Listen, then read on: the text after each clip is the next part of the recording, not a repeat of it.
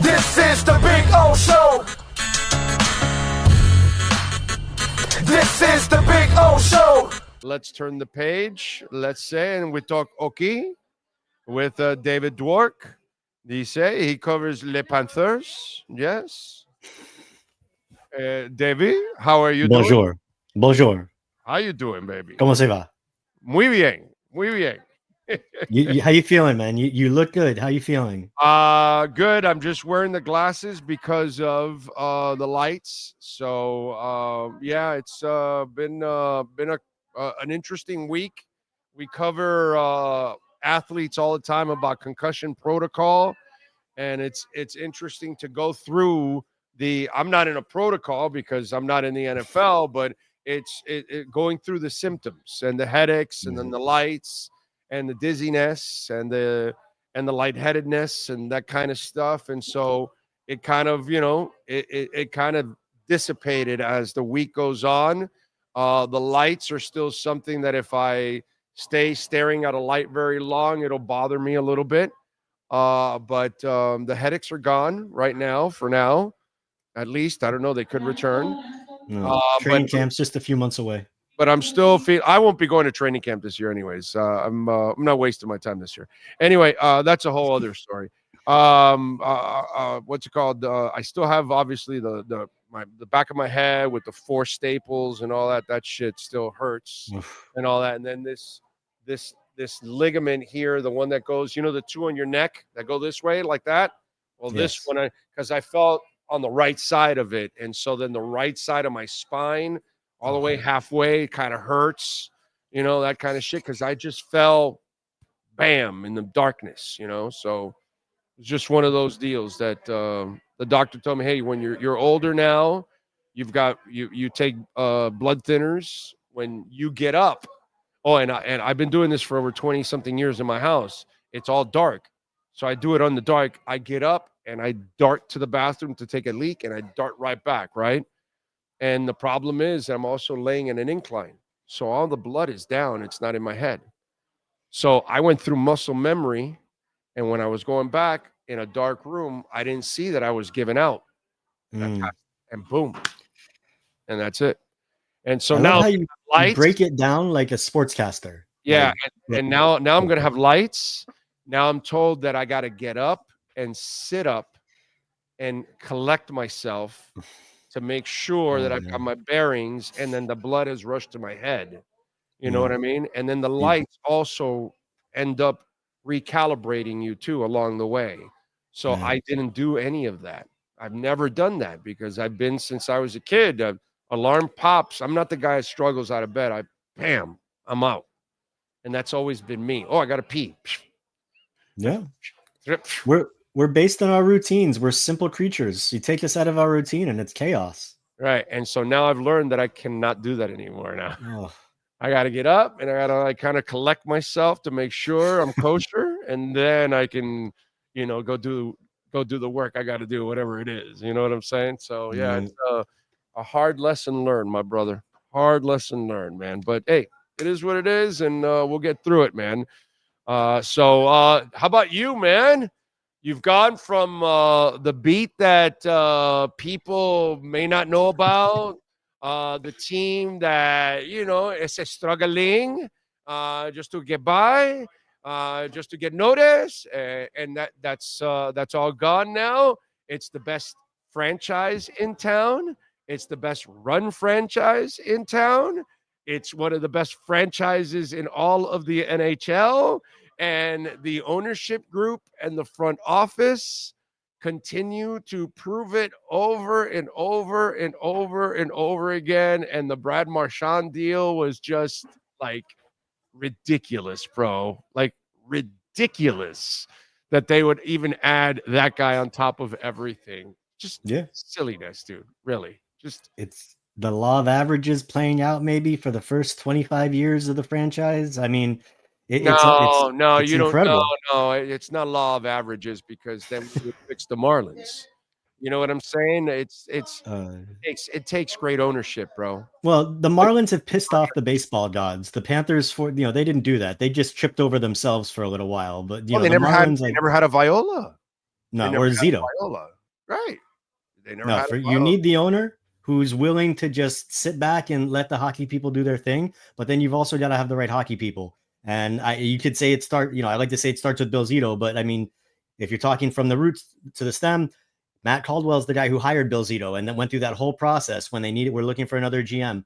And, they brought in Bill Zito from the list there were a lot of guys that people recognizable names, but nope, they went for this guy's going to make it work. The coaching search. Oh, we have a guy that he's a finalist for the coach of the year. No, we want to bring in this guy because it's going to work with these systems. And they've stuck to their guns from the beginning. And it's been unbelievable. The results, it's awesome. I mean, they're right now, they're the favorite to win the Stanley Cup for a second straight year. They are the betting favorite. They're the favorites on Money Puck. And they've earned their spot. We'll see if they pull it off. But, dude, it's unbelievable. It's you know what? And you can probably give me a good perspective on this, because I was thinking the other day, like the Panthers, if they go to the final again this year, it would be 3 straight years in the Stanley Cup final, which seems like mind blowing to me, just to fathom it. But, sensibly it works. They're built, they're stacked.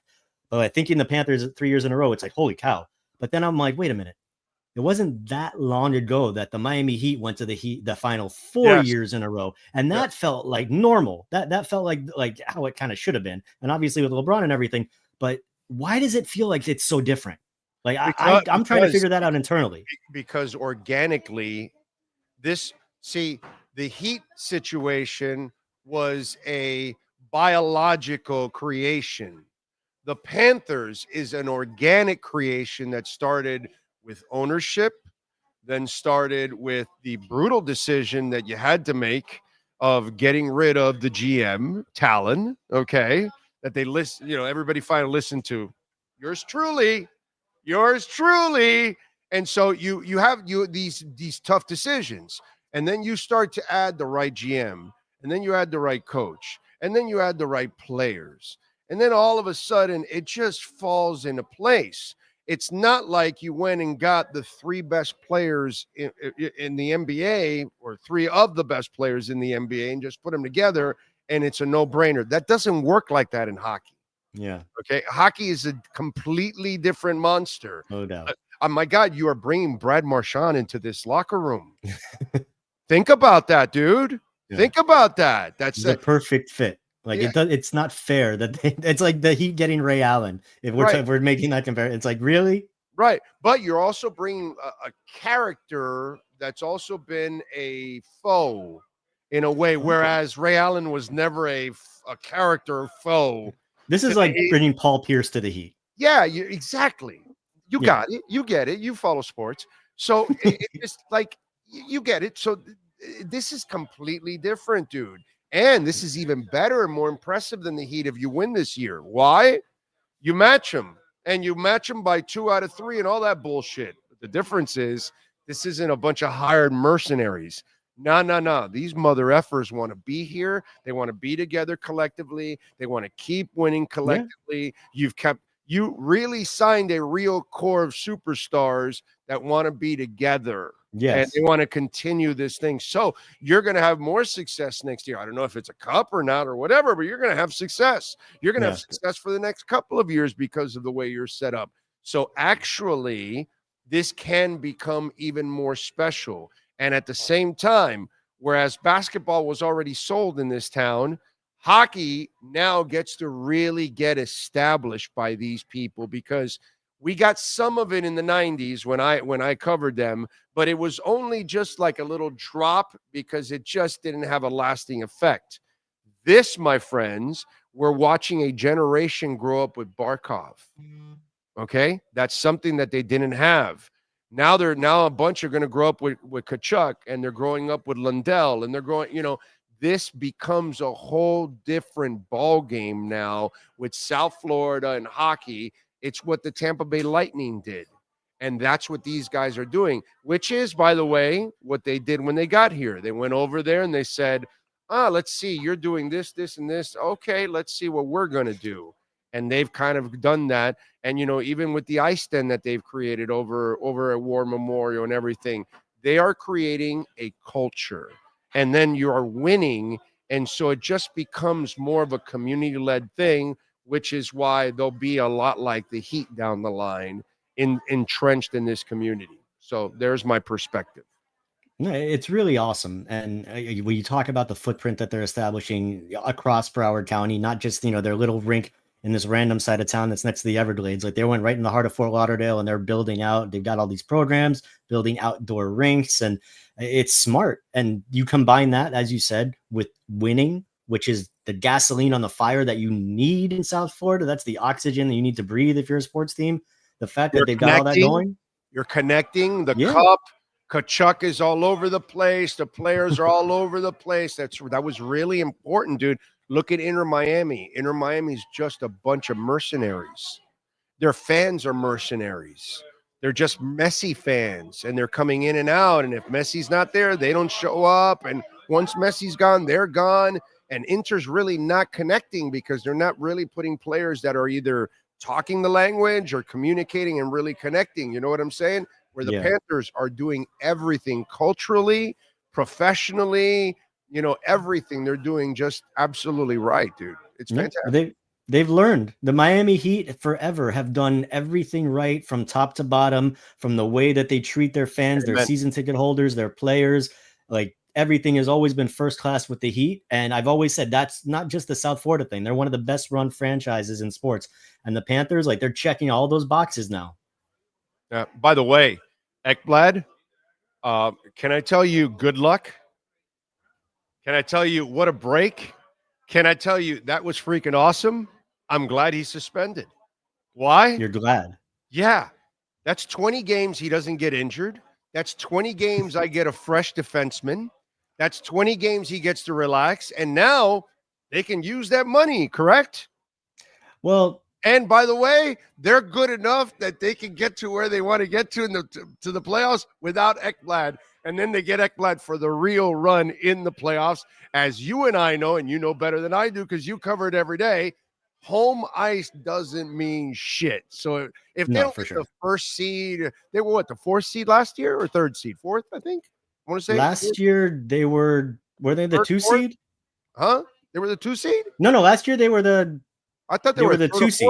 Oh, they were because they won the division, but they finished behind the Rangers. Okay, so they're 2 seed. Well, my point is they don't have to be 1. They can be right there, and they can still win it all. Yeah. So I looked at the Ekblad thing like, bro, this is a blessing. This is a guy that has injury history.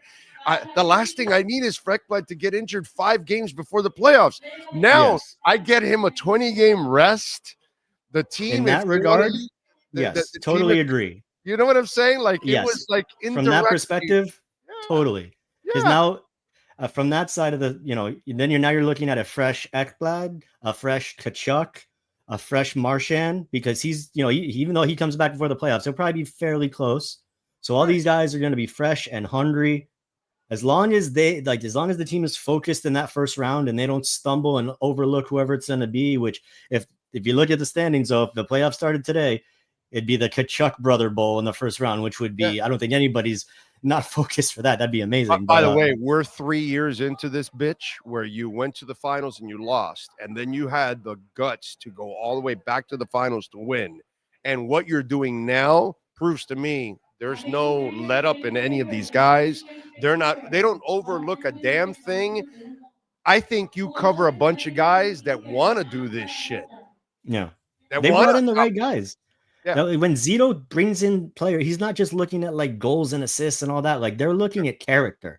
Like they're not just looking for the right guys that fit in the style. They need to bring the right guy for the room. And that's why the Panthers locker room has become the envy of the NHL in terms of the camaraderie among the players and how well they get along and just how the love they have for each other on the ice. And the way that it starts with the way that they play. Like they have to be connected when they're on the ice together. That's how the system works. The defensemen can't have their tight gaps if the forwards aren't doing their part on the other side to make sure that it sticks that way.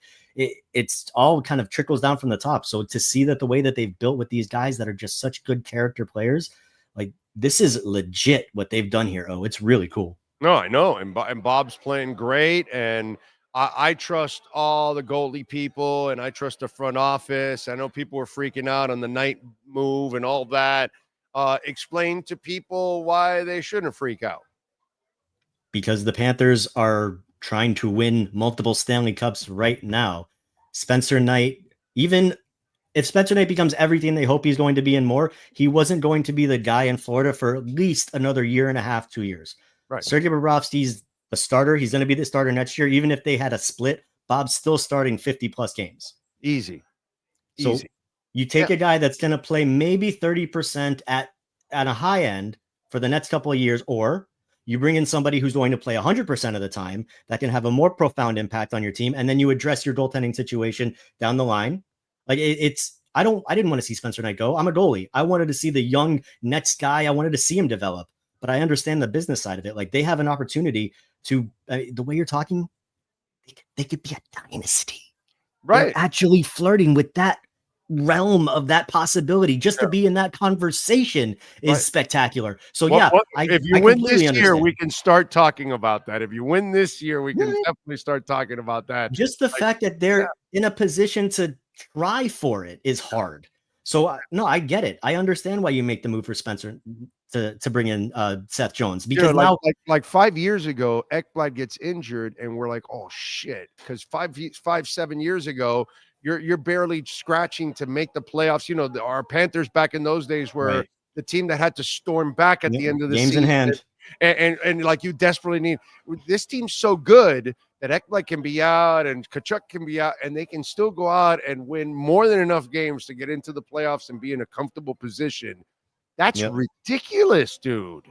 That's crazy. Ridiculous. It's Bill Zito and his guys. Like they've built something that's so incredible and it's so deep. Like we thought that it was like last year was the best incarnation of the Panthers team that we had ever seen. Like, no, just wait a couple of months, because now they've one up themselves. Like, oh, they lost Brandon Montour and they lost Ekman Larson and they lost Tarasenko. And you know what?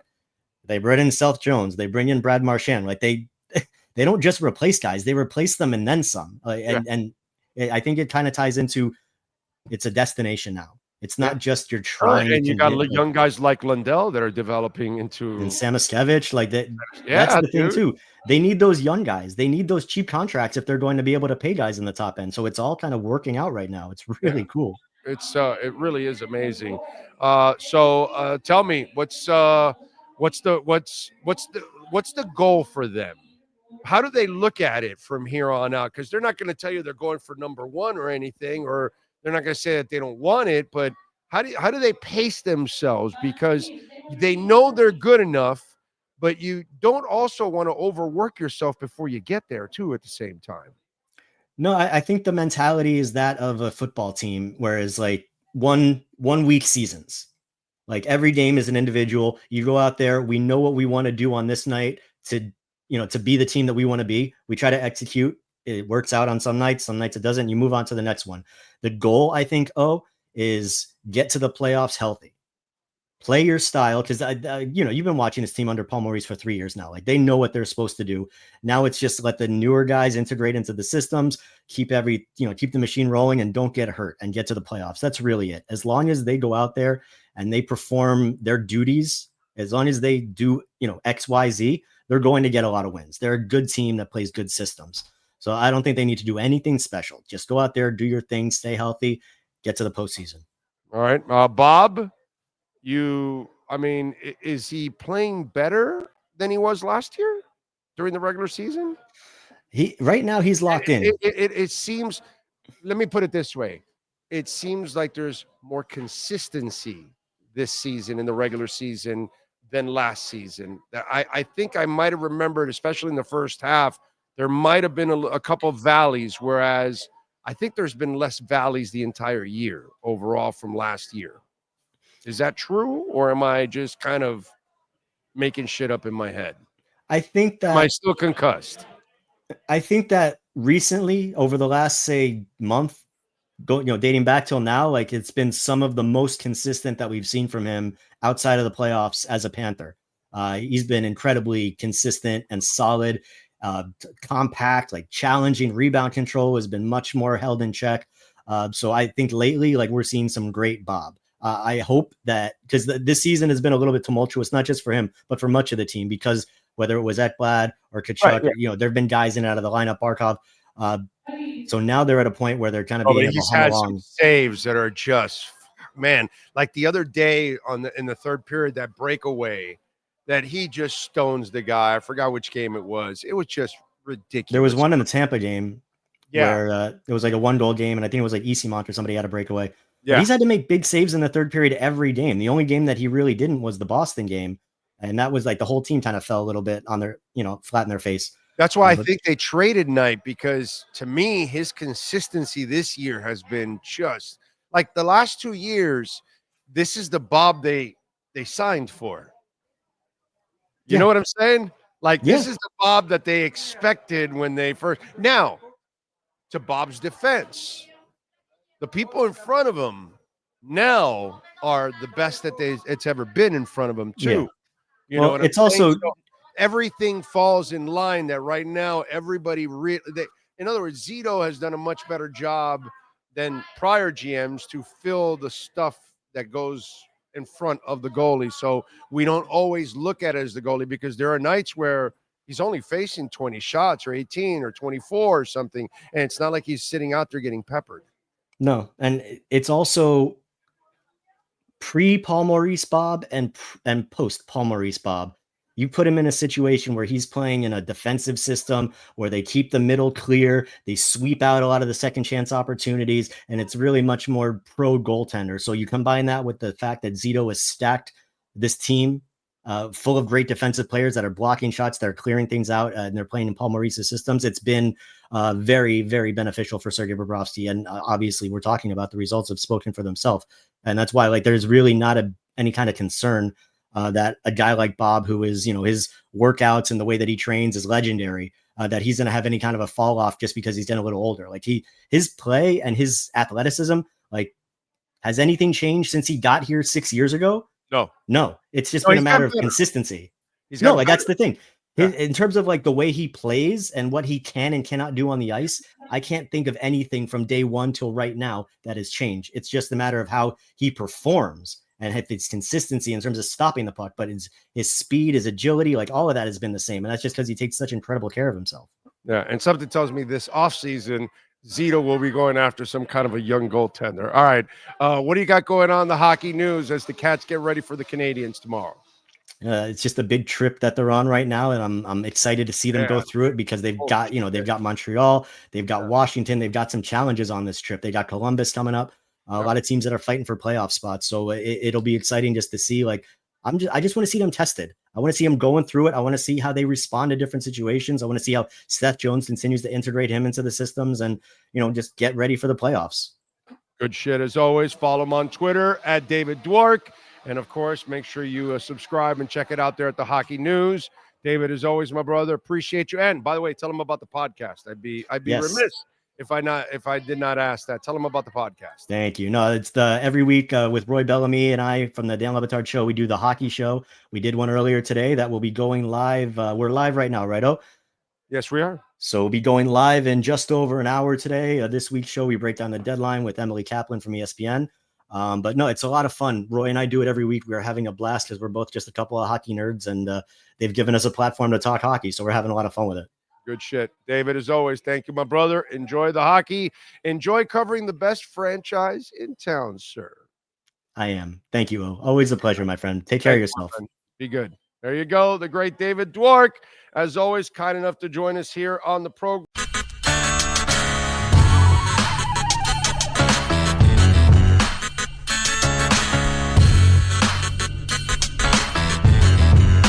This is the Big O Show. This is the Big O Show.